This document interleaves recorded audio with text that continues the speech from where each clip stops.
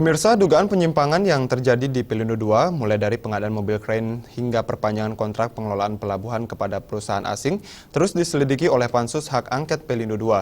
Dari penyelidikan tersebut mulai terkuak adanya dugaan malpraktek sistem yang dilakukan Pelindo II.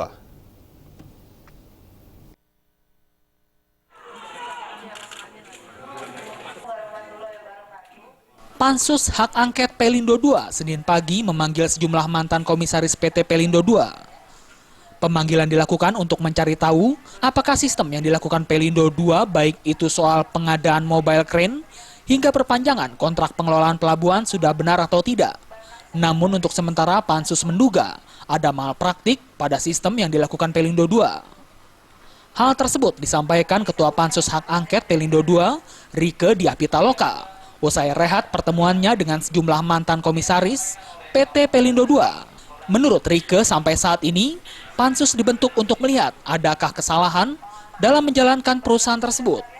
Lebih lanjut, anggota DPR Komisi 7 ini mengatakan bahwa apa yang dilakukan Pansus ini sudah merupakan kesepakatan dari semua fraksi di DPR untuk memperbaiki BUMN yang ada di Indonesia melalui Pansus Pelindo II.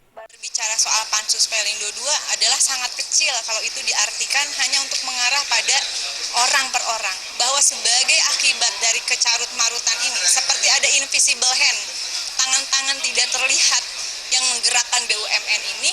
Dan kalau mau jujur di persoalan Pelindo II ini ada indikasi, sekali lagi saya masih mengatakan ini indikasi ada kejahatan korporasi, bukan hanya dalam negeri, tapi juga dari luar negeri indikasinya.